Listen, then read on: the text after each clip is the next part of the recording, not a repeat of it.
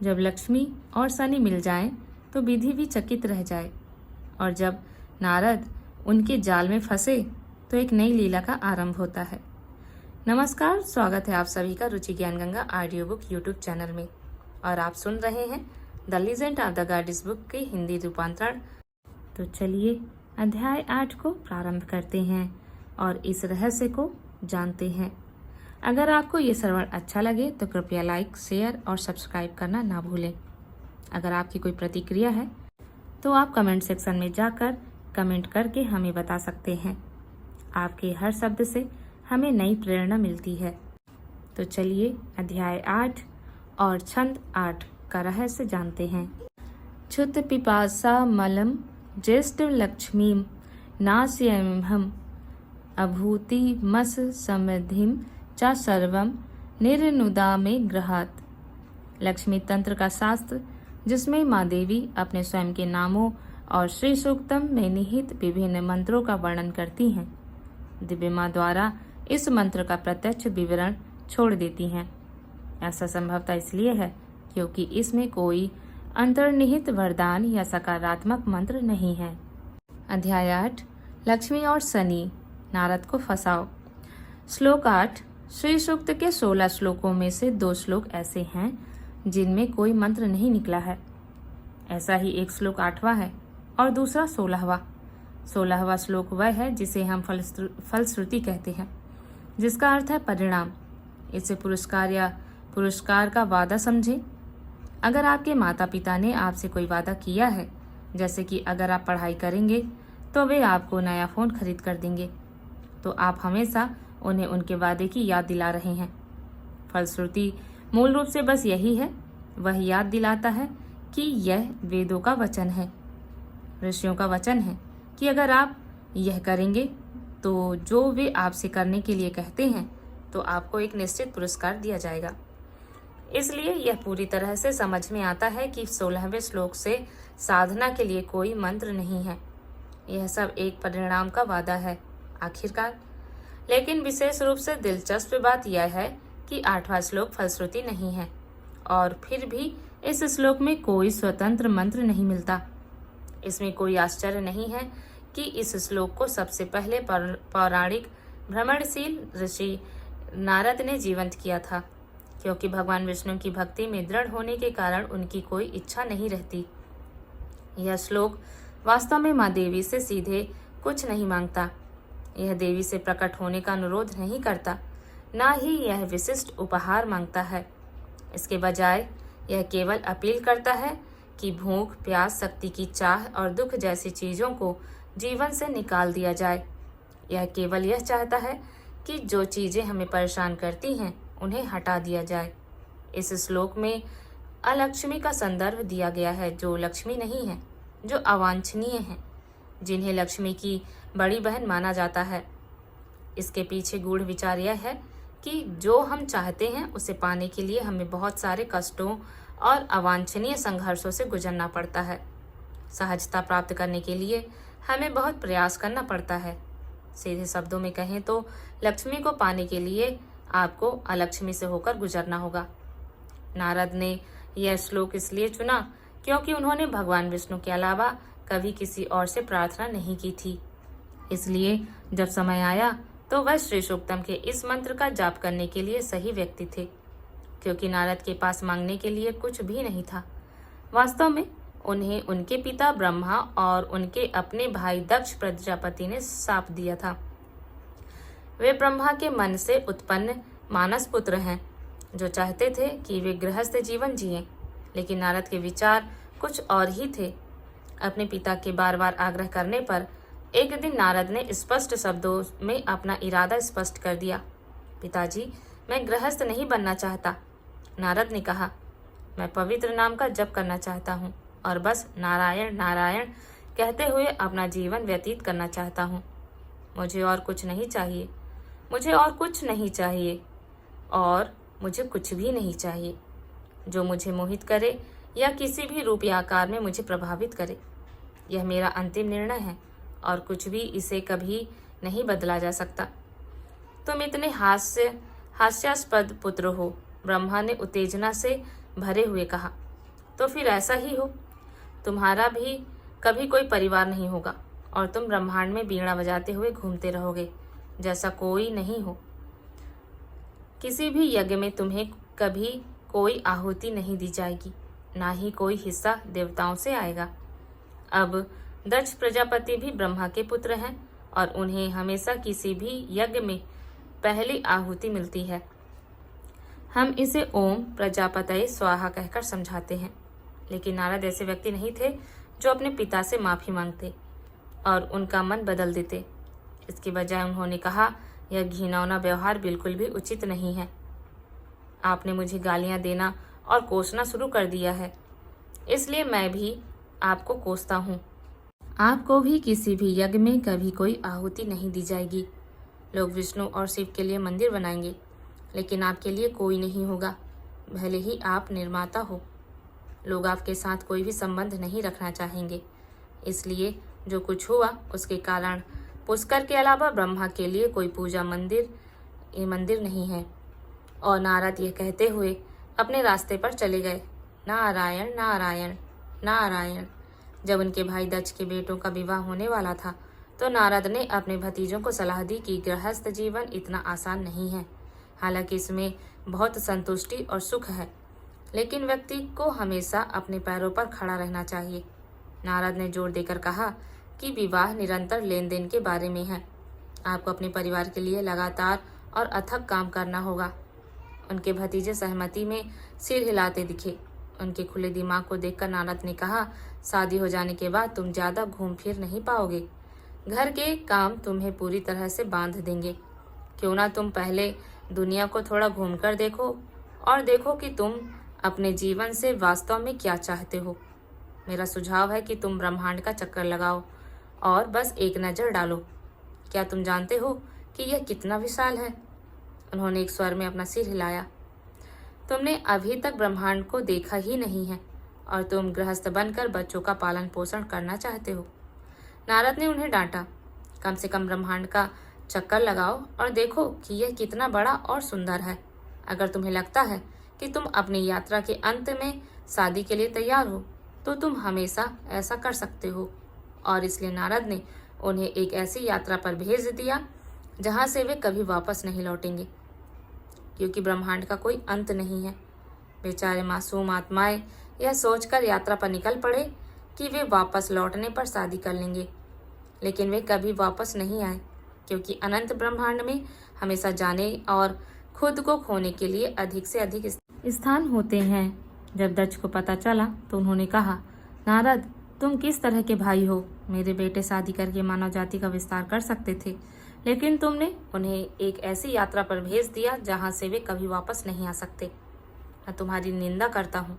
तुम भी एक अनंत यात्री का जीवन जियोगे। जब तक मैं नारायण का नाम जप सकता हूँ मेरे लिए कुछ भी मायने नहीं रखता, नारद ने कहा। फिर नारद ने इस शाप का उपयोग वैदिक धर्म को फैलाने के लिए एक छिपे हुए आशीर्वाद के रूप में किया। वह व्यक्ति था जिसने युगों पहले उस समय मौजूद विभिन्न विचारधाराओं को समेकित किया, जैसे यक्ष संस्कृति, रावण और कुबेर से संबंधित रक्षा संस्कृति, रावण और उनके वंश की संस्कृति, मानवों की आर्य संस्कृति, मानव जाति और देव संस्कृति, उन संस्थाओं की प्रथाएं जिन्हें हम अब देवताओं के रूप में संदर्भित करते हैं, वेद। तो नारद ने कभी किसी से प्रार्थना नहीं की। यदि आप 18 प्रमुख पुराणों में से किसी को भी देखें तो वास्तव में ऐसा कुछ नहीं है कि उन्होंने देवी माँ से किसी चीज़ के लिए प्रार्थना की हो, क्योंकि उनके मन में वे कहते हैं, मैं संतुष्ट हूँ, मेरे पास कोई इच्छा नहीं है। प्रश्न, मेरे पास कोई लक्ष्य या उद्देश्य नहीं है। ऐसा कुछ भी नहीं है जिसे मैं चाहता हूँ। नारायण मेरे लिए पर्याप्त है। एक बार ऐसा हुआ कि शनि ग्रह और माँ लक्ष्मी मिले और किसी तरह यह विषय सामने आया, दोनों में से कौन बड़ा है? मुझे नहीं लगता कि यह कोई प्रश्न है, शनि ने कहा। यह तो पहले से तय निष्कर्ष है कि मैं यहाँ श्रेष्ठ हूँ। और आप वास्तव में इस तरह के भ्रामक दृष्टिकोण पर कैसे पहुँचे? माँ लक्ष्मी ने कहा। ठीक है, मैं लोगों के लिए राजयोग बनाता हूँ, शनि ने घमंड से कहा। मैं किसी को सिंहासन पर बैठा सकता हूँ या उन्हें जमीन पर पटक कर भिखारी बना सकता हूँ, और यह सब कुछ ही क्षणों में। हाँ, लेकिन अगर मैं वहाँ ना रहने का फैसला करूँ तो वे राजा होने के नाते क्या करेंगे? आखिरकार मैं धन और वैभव की देवी हूँ। मेरा विश्वास करो, जब मैं अनुकूल हो जाती हूँ और राजयोग बनाने के लिए ब्रह्मांड की शक्तियों को बुलाती हूँ। सनी ने कहा, तो आप भी दौड़े चले आते हो? माँ लक्ष्मी को एहसास हुआ कि सनी के साथ बहस करने का कोई मतलब नहीं है, क्योंकि किसी भी बहस में जब कोई निराधार दावे करने लगता है तो वह तर्कपूर्ण या सार्थक नहीं रह जाता।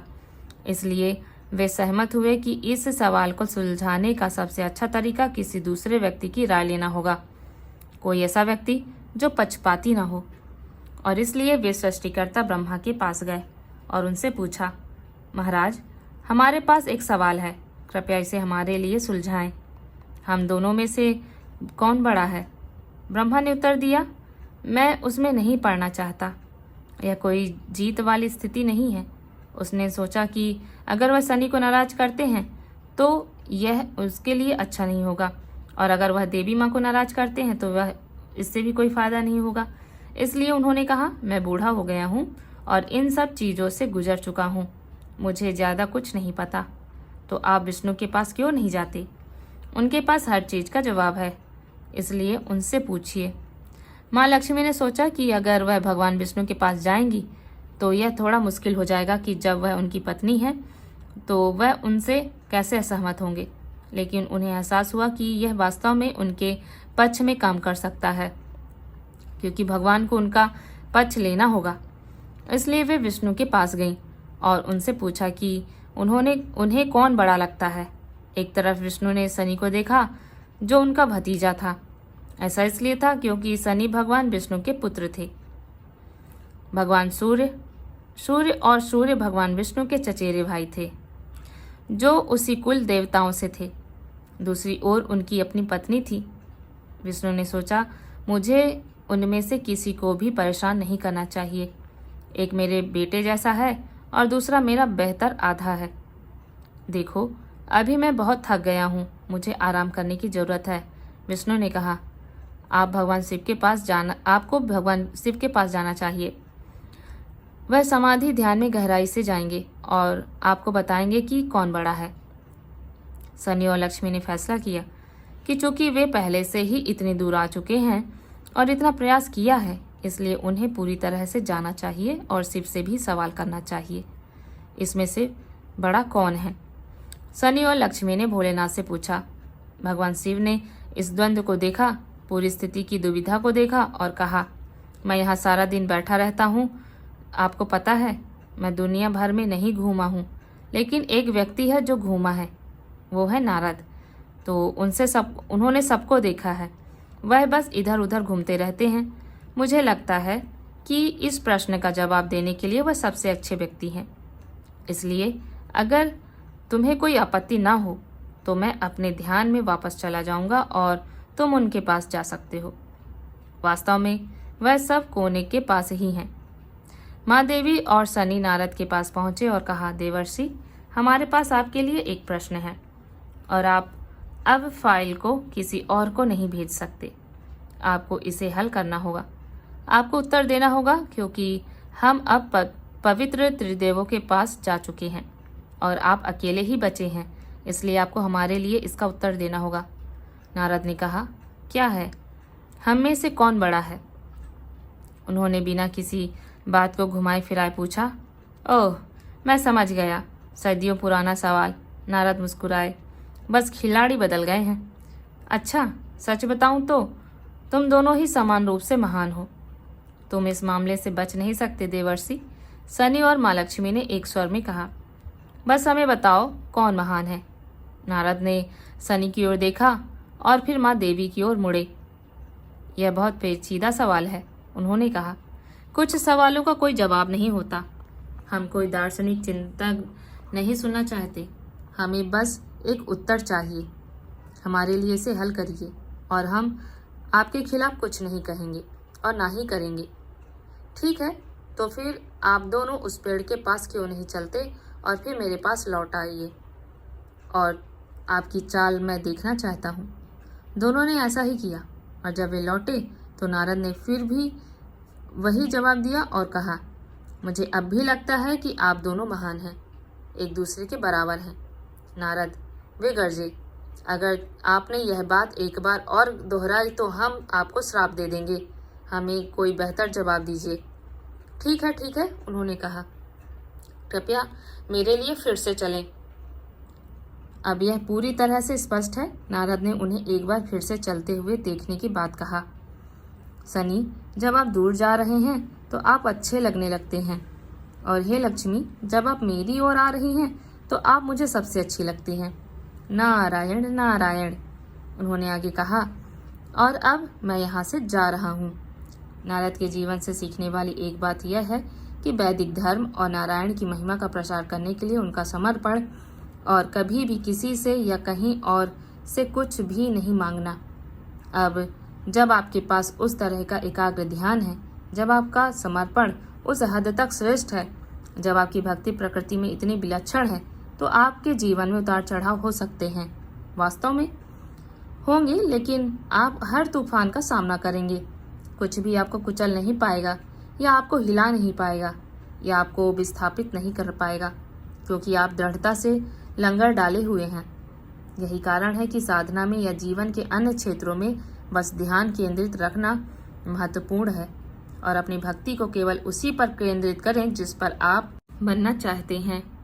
2 है तनुकरण। 3 सब कुछ भूल जाइए, और कोई आशा नहीं है। इसलिए आप विभिन्न रूपों से प्रार्थना कर सकते हैं, लेकिन ध्यान रखें कि वे सभी एक ही हैं, सब एक ही हैं। यदि आप यह सोचकर साधना करते हैं कि चूंकि इस भगवान या इस गुरु या इस व्यक्ति ने मेरी समस्याओं का समाधान नहीं किया है, इसलिए मैं अब कहीं और चला जाऊंगा, तो आप कभी भी अपनी समस्याओं का समाधान भी नहीं कर पाएंगे और कहीं नहीं कर पाएंगे।